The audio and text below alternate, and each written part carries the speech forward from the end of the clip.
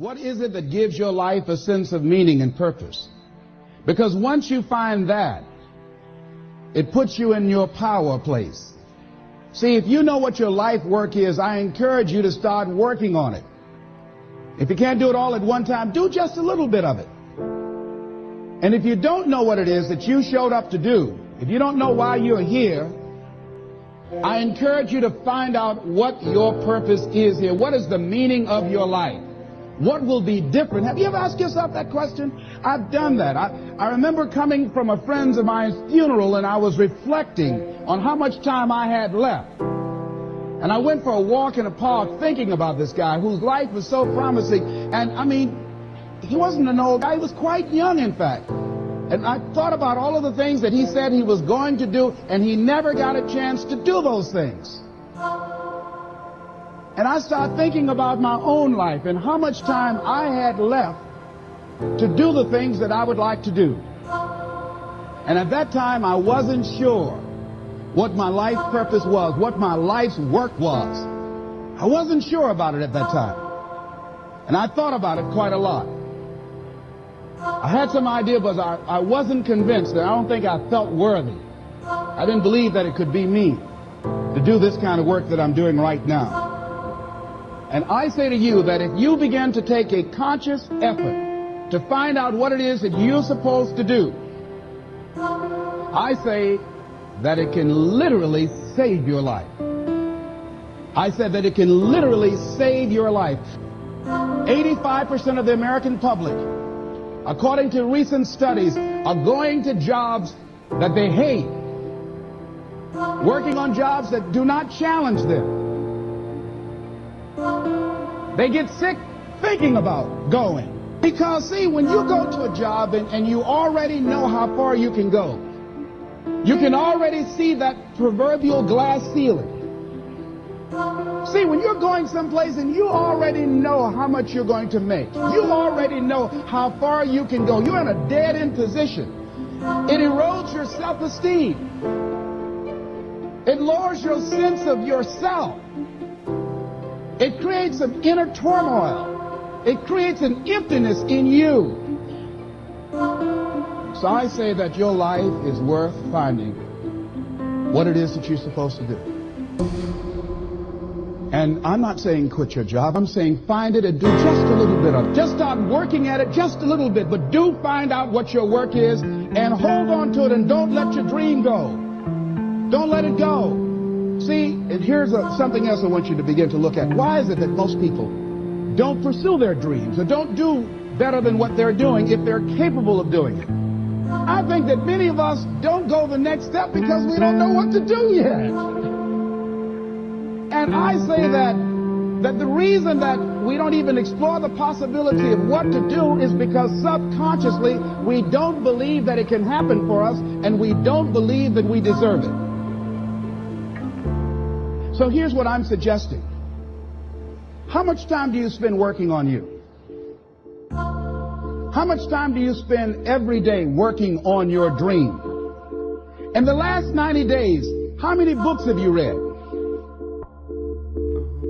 In the last year, what new skill or knowledge have you acquired? What kind of investment have you made in you? So I'm saying that as you begin to look at where you want to go, if you want to make it today, and things are changing so fast you have to literally run to stand still, I'm saying that you've got to make some conscious effort to begin to work to develop you. Here's something else. Most people are not living their dreams because of fear, ladies and gentlemen. Fear, limited vision, and lack of self-esteem is what keep most people doing things they don't want to do. The same reason that people stay in relationships where they're abused or they're unhappy or it's unfulfilling. They can't see themselves beyond that relationship. They can't see themselves enjoying life without that person. They think that this is all that they can do. The same reason that people get stuck at a certain level in life. They can't see things being better for them. And they think that this is it and this is all they deserve. This is all they've ever seen. It's been passed on to them. And they think that this is it for them. Oh, no. I was looking what Dr. Blanton's Smiley Blanton, who is a colleague of Dr. Norman Vincent Peale, what he said about fear. He said, fear is the most subtle and destructive of all human diseases. Ladies and gentlemen, fear kills dreams. Fear kills hope. Fear puts people in the hospital. Fear can age you. Fear, ladies and gentlemen, can hold you back from doing something that you know within yourself that you're capable of doing, but it will paralyze you. And it seems like you're in a hypnotic spell. And I ask you a question, what is the benefit? What's the benefit of allowing fear to hold you back? What's the benefit of giving up on yourself, of not stepping out on life and taking life on? What is the benefit for you? What's the plus in that? It's one of the things I had to ask myself. I didn't want to make any mistakes. I wanted everybody to like me. I wanted to be perfect the first time I did something. It's not going to happen. You're going to make some mistakes. You're going to hurt some folks' feelings. You're going to create some enemies whenever you decide that you want to begin to take life on. You've got to ask yourself, how long am I going to allow this to hold me back? I like what Zig Ziglar says. He said, fear is false evidence appearing real. That is an illusion that we create in our mind. It is a state of mind that can be changed. So let's look at how we can begin to take some steps to restructure that fear, to begin to expand our visions of ourselves, to begin to increase our self-esteem. Webster said that self-esteem means confidence and satisfaction in oneself. Look at your life right now. Whatever you've done up to this point in time, your life is working. Whatever you have produced, it came out of you as a result of the kind of person that you have become. It's a result of your choices. It's a result of your consciousness. Now you have to ask yourself, are you satisfied with what you have produced? Is this what you want? Would you like for things to be better than this? Do you believe that you deserve better than this? Or are you content? This is it. You don't have to do anything else. That you already resign yourself in life and say, well, I'm happy. I'm not starving like the people in Calcutta. Are you allowing yourself to get off the hook like that? Or do you believe somewhere in the back of your mind or in your heart that there's some other great work for you to do? There's something else that life has for you. And that's why you're here. How do we handle this fear factor? How do we increase our self-esteem? You have to begin to fortify yourself. How do we do that? I believe that you have to begin to consciously monitor your inner conversation and start talking to yourself. Start building yourself up. Sometimes the only good things you will hear about you are the things that you say to you. So I'm saying learn to be your own booster. Start building yourself up. Start encouraging yourself. Start saying, I can do this. I can make this happen. When I started thinking about becoming a speaker, I said, yes, I can do this. I can make this happen. When I start trying to convince myself I can be a businessman after flopping and failing and losing thousands of dollars and feeling stupid and dumb and having people take advantage of me because of what I didn't know.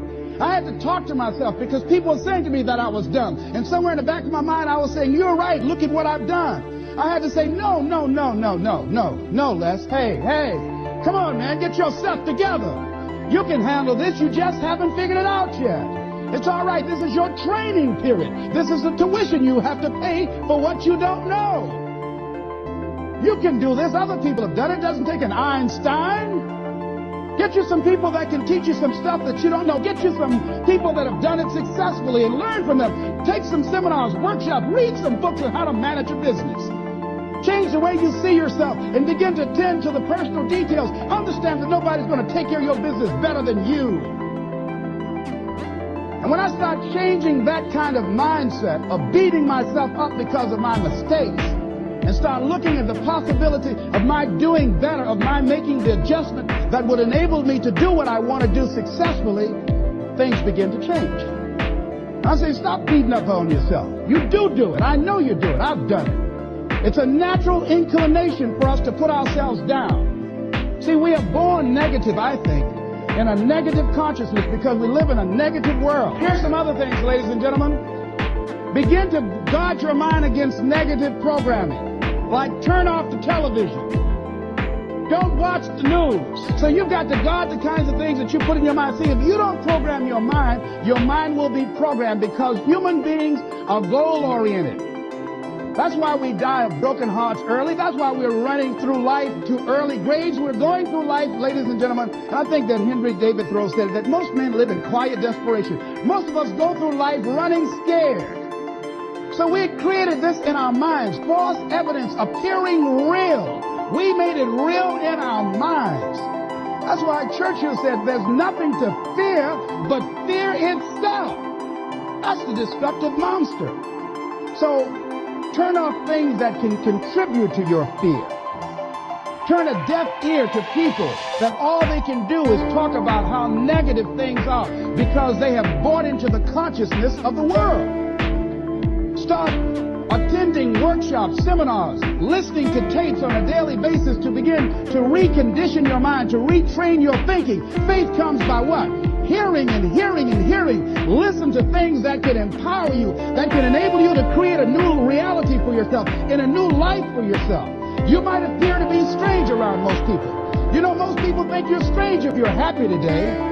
See, these people have not found their purpose in life. That's why they're grumpy. That's why they're miserable. That's why they're so negative. They're hurting and they want to hurt other people. So start practicing using programs for your mind. Seminars, books, workshops. Keep a journal. Record your thoughts. What's happening with you? Every day when you get up, have a journal near you. See, ladies and gentlemen, we get 3 to 4 thoughts a year that if we would act on those thoughts, they could change our life. What idea are you sitting on? Write your ideas down. And then, once you get that idea, take the leap. Take the leap. See, it's out here in the universe. If you don't take the plunge, I guarantee you, somebody else will. Take the plunge. Go into action. And ladies and gentlemen, you will be surprised at how things will come together. You'll be surprised. Now, you're going to have some difficult challenges. I can tell you that now. Be aware of that. Things are not going to work out exactly right. For a time, they will, sometimes. And that's when life is just playing a game with you. I want you to feel good and relax. But ladies and gentlemen, go into action with your dream. And don't avoid where the fights are. Get in the midst of the fight. Get knocked down so you can learn how to fight, so you can hold your position. See, most people don't get out in the arena of life because they don't want to fight. Most people don't get out there because they don't want to get knocked down. They don't want to be dropped to their knees. But see, you're going to be dropped whether you're on the field or whether or not you're sitting on the sidelines. You're going to be dropped. So at least get dropped for something. See, that's how most people are spectators in life. You don't want to be a spectator. You want to get out in the field where the action is. And you will be amazed. After the struggle, there will be a calm period and things will begin to click for you.